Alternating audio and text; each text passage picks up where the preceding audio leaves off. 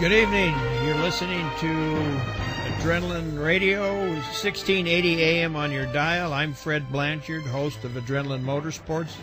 We have an in-studio guest from Keith Black Racing Engines, Ken Black. He's our guest for the evening. There had been quite a bit of rumor floating around about the company itself, Keith Black Racing Engines, and the fact that it was no longer in business and closed down and that type of thing, which was kind of an ugly rumor because that's not the case based on my visits there. And I wondered if you could elaborate a little bit on some of this misinformation so we can clear up the air. And I want to let the folks know that the company is alive and well, and you're there, and these are the things that you want to let them know about. Why don't you touch on a little bit on that, if you would, please? Sure, I'd be glad to. Oh, and I have to say that I can hear myself a lot better now since you kicked my headphones set out for the commercial break here. Now it's a lot better. They got me I apologize for that little mistake here, but I was just trying to figure out here how we could come up with, but I do apologize. Not for a that. problem. Okay. On the far as the company goes, like all the rest of the companies in over the world, I guess for that matter of fact, with the way the economy's been going, things have slowed down quite a bit. And we had let pretty much most of the people go at one time to keep the business going, as counterproductive as that might seem. But when you don't have orders coming in and no product that needs to go through, you have to cut someplace. And what had happened was, during all this time, we had a person approach us and made a fairly decent offer to purchase the company in the name and still have myself on board running stuff and doing things, and went down a whole bunch of different not scenarios, but just ways to approach buying the company. And it looked like a for real deal. And the gentleman spent a lot of time out here, did a lot of talking and stuff, but it got to the point where he was making announcements to people that he had already purchased the company. He had taken ownership of the company, which was not the fact. Nothing had ever been signed. No money had ever exchanged hands, and finally confronted them and got down to the point where, if we're going to do this, here's what we had agreed upon. We're going to do it or we're not going to do it. And basically he came up and said he could not get his funding.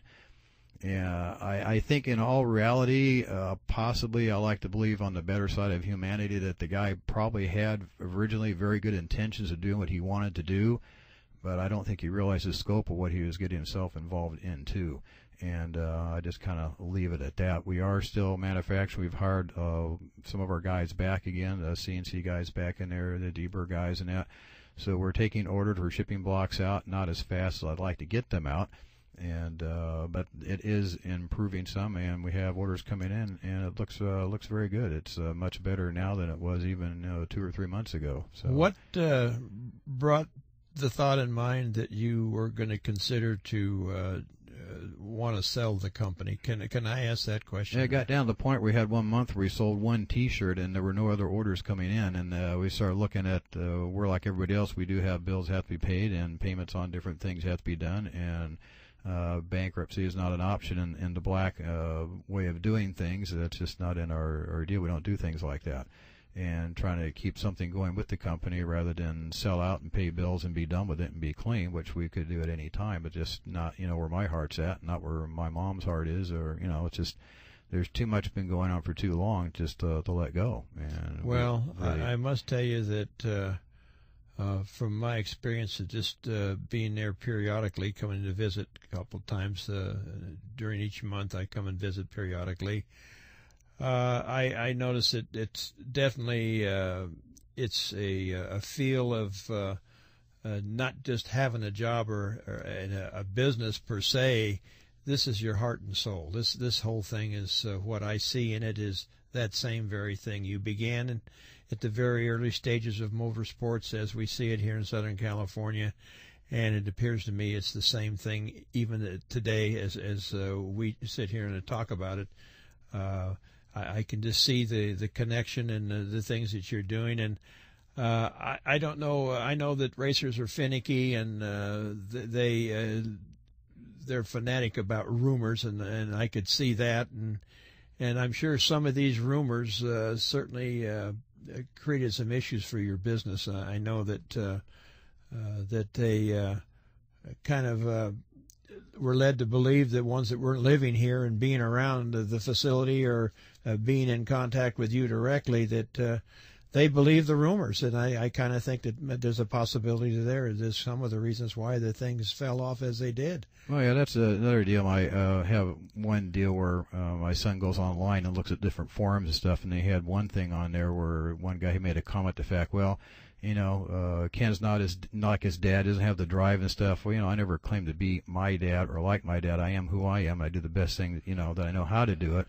And the comment the guy made about the fact that I don't have the passion or the drive for it, well, my kid kind of stuck up for him, made me kind of proud. And the fact that I've spent time where I've spent the whole night at that shop working there, doing stuff. We don't have the guys there, so I'm out in the shop making parts and doing stuff and trying to get product moved out of there. So, if that's not enough of a passion for somebody, I guess that guy has the problem, not us, because it's there, and we're working at it. We're just, like everybody is. Everybody's struggling. I know that you do have the passion for it, and I know that you are there, and this is the things that I wanted to be brought out, that the company is alive and well. There are products on the floor. There's products being produced. And let's talk a little bit about the current line of products you do have. Yeah, the best one we are doing right now. We do have the forged blocks are coming, and that was kind of in my own opinion, which is worth whatever, that little bit of a political deal there with the deal with having to have a forged block in the NHRA racing deal. But they are what they are. That's the game. You're going to play it. You're going to have to step up. So we do have a forged block. They are out there. We have alcohol and pro mod guys running them, and they like them. We had concentrated on the Stage 15 block, which is a cast block, but it's a high-end cast block. It's actually, we call like an air-forged block. It's not physically forged, but still, it's heated and put in an atmosphere and compressed down, so all the grain structure is compacted, and that's what Prudhomme had run for 2 seasons. And isn't that called the HIP process? Yeah, well, I don't use that, 'cause people know what that is, but yeah, and it's unbelievable what it does with the aluminum. And Dick LaHaye had no issues with our blocks and stuff. There weren't any problems with that, but politics being what they are, in my opinion, that's just the way it went. We had asked for clarification. We were told they were not going to require billet blocks, but they did. I'm on my soapbox now, so I tell my sob story. Well, but, I think they know for the fact that the quality is still there in the facility. It's been maintained, and you have the original group of guys that were there on the get-go in the beginning of the producing of the products, and you still have for those who don't know. Some of those guys back on staff doing the work. Yeah, the same guys doing the CNC stuff. Sure, and, absolutely. Well, I've actually have one of the super guys that we had before doing our sleeves and that, so that helps out. But our product line is still a pretty broad one, and I said our street hemi block is probably the biggest seller at this point, even though we do still have the race blocks and that. The racing industry has taken a pretty big hit economic-wise also, just because of the way things are. But I think some of that will come back in time. But our street block's a big seller, and it is good for with the half-inch head studs for 2,500 horsepower or more. And it's I don't know how many rest of the guys can say it about their blocks, but it comes from racing bred alloy and heat treatment process. It's